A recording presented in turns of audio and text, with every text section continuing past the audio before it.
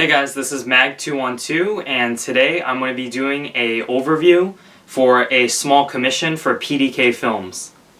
So Paul from PDK Films reached out to me to purchase some of my stuff, so I did a small commission for him, which includes this full auto mega dart shooting Zeus and this minimized Nerf Rhino-Fire. First I'm going to quickly go over the Zeus modification. I've already done a modification very similar to this about a month ago, but this one is a Red Rival Zeus with a integrated mega magazine well from the Nerf Centurion and an adaptable and removable Centurion barrel. This is a rival blaster, which means it shoots the balls in stock form, but I've modified it to shoot mega darts. Externally we have the Centurion magazine integrated. I integrated this using epoxy putty on the outside, which I sanded. I had to try to be neat with the epoxy work because Paul specifically requested not to paint this gun. And to kind of clean up the integration of the magazine well, I have some polycarbonate plates, one on the Centurion magwell and one to kind of protect the rapid strike motor. On the other side, I have also bolted a big piece of 1/16 inch polycarbonate to the outside. This is just to protect the rapid strike pusher motor from any impact. And then I have a clear piece of polycarbonate bolted to where the access door used to be. This is just so you can see in through the access door and you can watch it firing.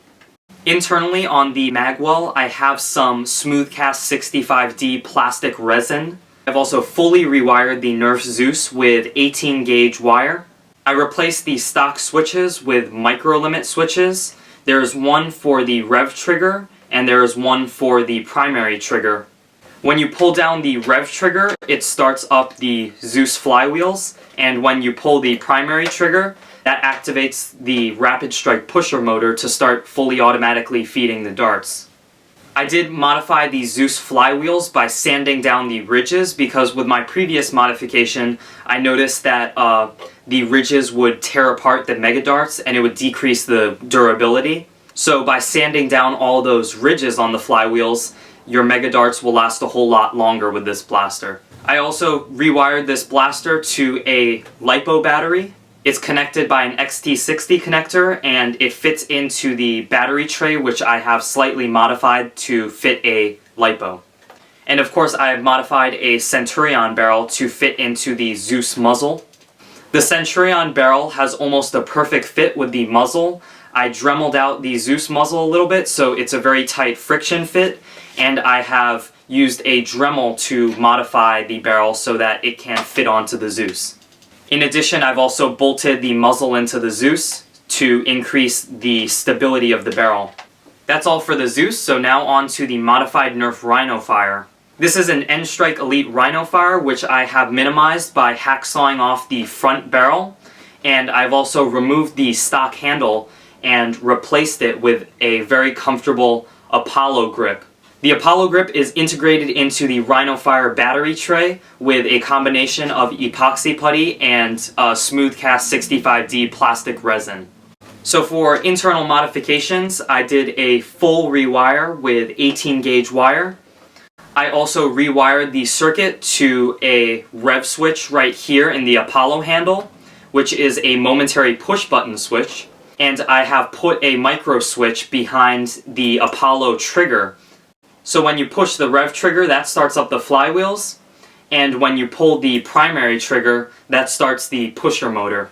I replaced the pusher motor with a Make Test Battle Rhino motor so it could get some extra torque and speed. The wiring for the Rhino-Fire goes into the battery tray and into the handle where it's soldered to the switches. And then there is an XT60 connector inside the battery tray to which you can connect a 3S lipo.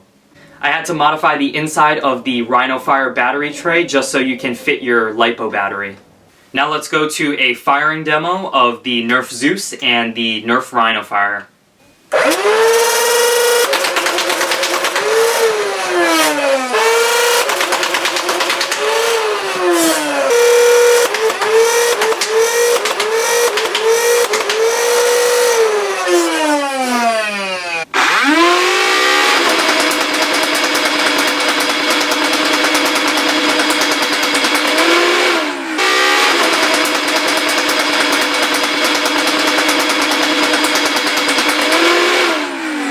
So as you can see, some super performance. The Zeus is absolutely hilarious because of how hard it shoots the mega darts, and it has a great rate of fire. I think it looks really good also. I tried to keep it as clean as possible. It is kind of hard since I'm not painting the blaster. Usually the paint would cover some of the epoxy putty. And the RhinoFire, of course, looks pretty cool with its two big drums and its new oversized handle. Overall, I'm really happy with both of these modifications. I hope Paul enjoys these as much as I enjoyed making them. Commissions are not open, however. This was just a little exception for a fellow YouTuber. Thanks a lot, Paul, for this really cool commission, and I'll be shipping them over to your way soon. And to everyone else, that's the end of my video. Thank you very much for watching.